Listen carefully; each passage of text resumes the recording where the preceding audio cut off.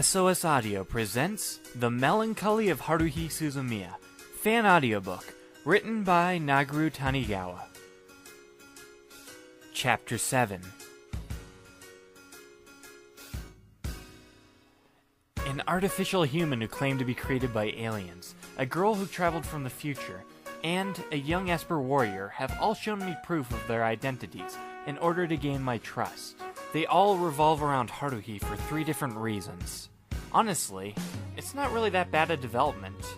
Actually, it is kinda bad, because I still can't understand one thing. Why me? Koizumi said the reason aliens, time travelers, and espers all gather around Haruhi is because she wished for it. Then what about me? Why am I involved in all of this? I'm just a human being. 100% normal. It's not like I have any sudden memories of a strange past life or any unspeakable powers. I'm just a superbly normal high school student. Who on earth wrote this story anyway? Has someone slipped me some drugs and caused me to imagine this whole thing? Or maybe I've been struck by a toxic electric wave. Who the hell got me stuck in all of this? Is it you, Haruhi? Just kidding. I don't really know anything. Why am I so troubled? It seems all the answers rest with Haruhi. She should be the one worrying. Why do I have to suffer as well? This doesn't make any sense at all. If things are as Nagato, Koizumi, and Asahina say, then they should just tell Haruhi everything. Whatever becomes of the world then is her responsibility. I have nothing to do with any of it. Just put her on your merry-go-round and leave me out of this.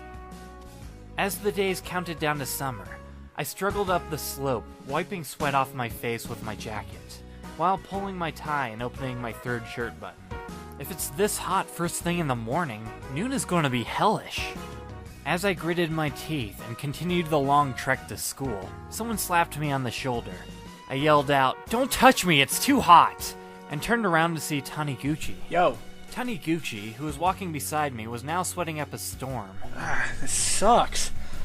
My hair's ruined by all this sweat, and I spent so much time on it, too. Even though he said that, he still looked pretty cheerful. Say, Taniguchi. I suddenly cut in as Taniguchi went on bragging about how his dog was doing. I am a normal high schooler, right? What?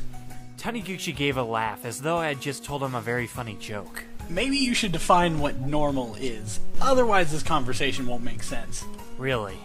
I regretted having asked him that. Just kidding. You? Normal? I don't think a normal high school student would push down a girl in an empty classroom. Of course Taniguchi wouldn't forget something like that. I'm a guy as well, so I know my limits. Your secret is safe with me, if you get what I mean. Nope, didn't get it at all. Nagato Yuki's what I'd call a grade A-. Since when are you and her in such a relationship? So, Nagato is an A- by his grading. I tried to explain to Taniguchi. Poor Nagato was the victim of Haruhi's unreasonable occupation of the literature club room. She was so troubled at not being able to hold activities in her own club room that she came to me for help.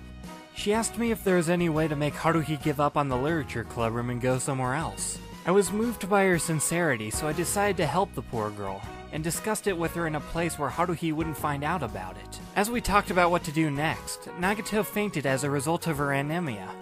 I barely managed to catch her, and that's when you came barging in. As you can see, it was really nothing. Yeah, right. He even kicked me after saying that. Damn it. It took me so long to come up with such a great cover story. I can't believe it didn't work.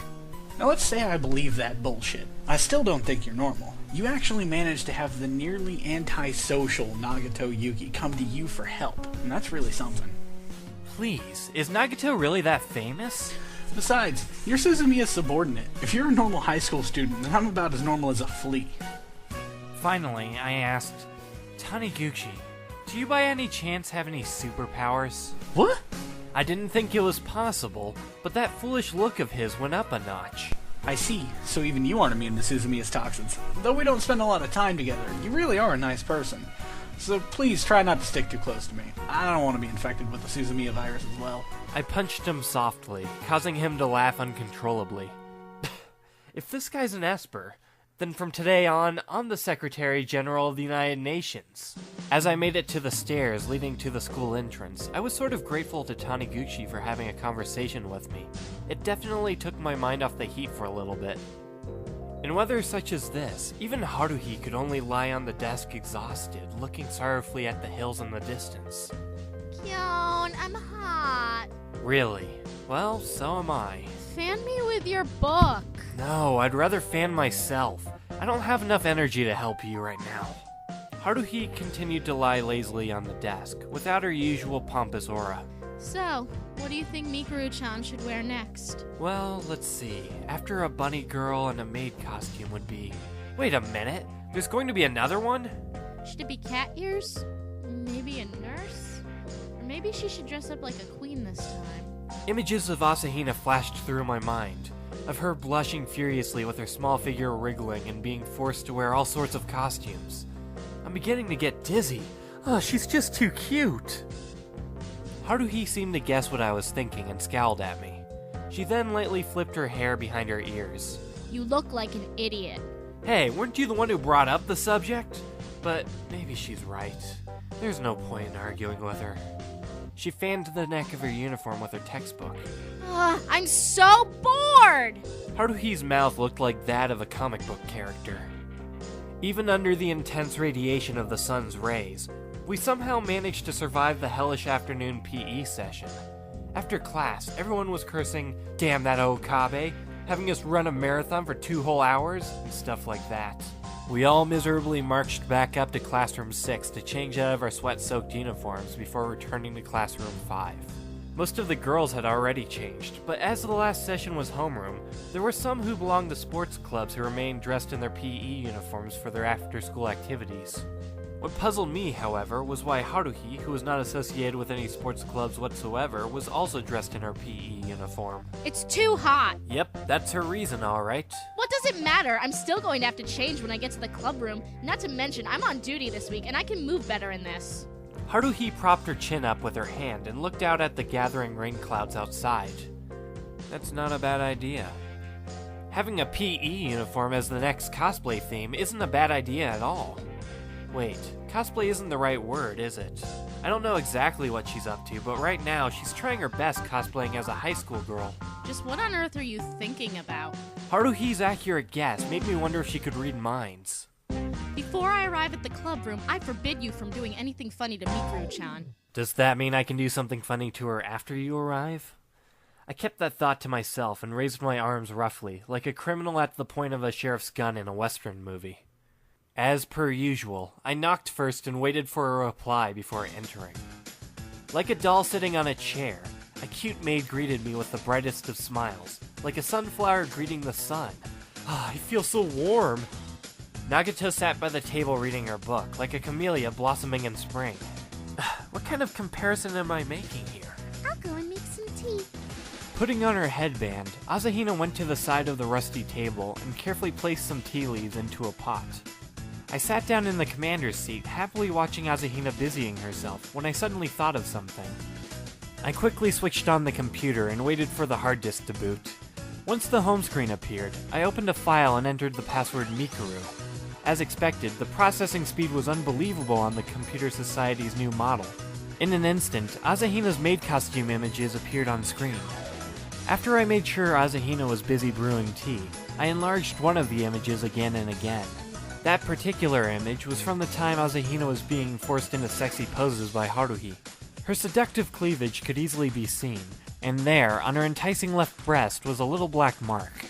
I highlighted that mark and enlarged it further. The image was a bit fuzzy, but sure enough, there was a star-shaped birthmark. So that's the one. Did you find something? Before Asahina could place the teacup on the desk, I swiftly closed all the image files. I'm pretty meticulous when it comes to stuff like this. Of course, by the time Asahina came by my side, she would find nothing on the screen. Huh? What's this? What's inside this Mikuru file? Oh crap, how could I forget? Why does that file have my name? What's inside it? Let me see. Come on, let me see. What's inside? I wonder. I don't think there's anything in there. Yep, that's it. There's nothing inside. Forget about it, alright? Liar. Asahina cheerfully stuck out her arm, trying to grab the mouse from my right hand. Oh no you don't. I held on to the mouse, refusing to let go. Asahina then draped her soft body over me, trying to crawl over my shoulder. I could smell her sweet scent close to my face. Asahina-san, could you please let go of me? Come on, just a peek. Asahina, who had placed her left hand on my shoulder while reaching out for the mouse with her right, was now completely on top of me. I felt the situation was going from bad to worse. Her sweet laughter softly trickled into my ear. Unable to resist such temptation, my hand released its grasp, and at that moment, What are you two doing? we were frozen by an icy negative 273 degrees Celsius voice.